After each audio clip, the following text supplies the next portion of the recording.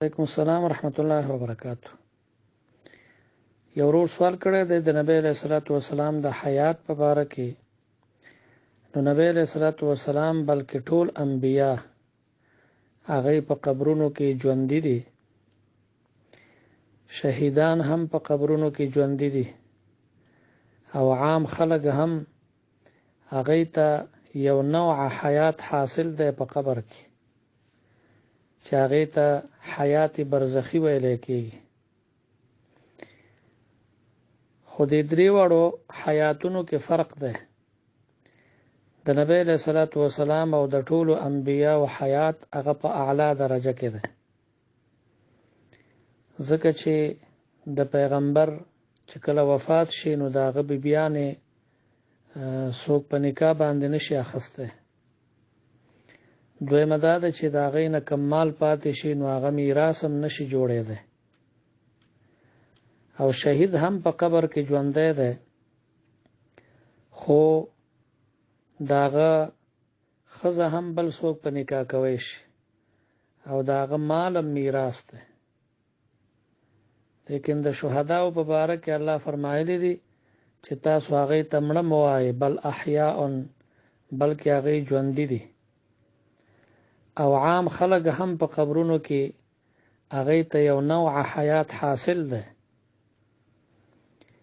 هغې ته په قبر کې داسې حیات حاصل دی چې که مثلا هغه نیک انسان وي نو هغه خوشحالي محسوسوي په قبر کې، او که بد انسان وي نو هغه تکلیف محسوسوي په قبر کې.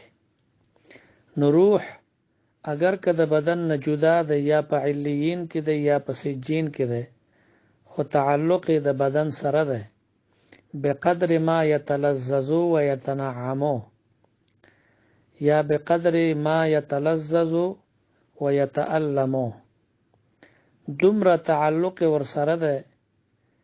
کاغه نیکبختی نو هغه لذت او تنعم او خوشحالي محسوسي، او کاغت بدبختی نو درد او تکلیف محسوسی په قبر کې.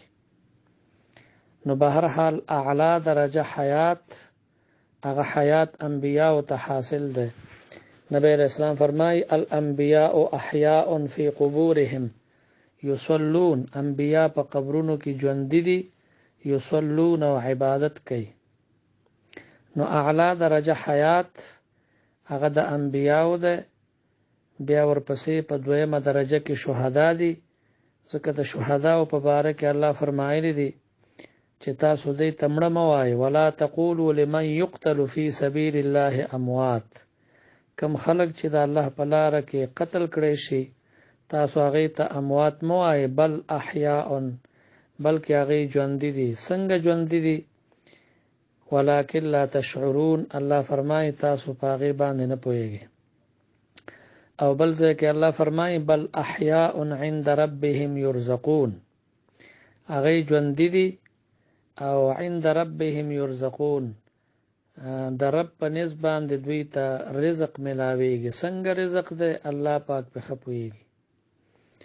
او عام خلکو ته حیات حاصل دی، خو بقدر ما یتألمو و یتلذذو، او بقدر ما یتنعمو و یتألمو، دومره چې هغه نیک وي نو لذت حاصلې، خوشحالي حاصلې په قبر کې، او که بد انسان وي نو هغه تکلیف محسوسوي په قبر کې.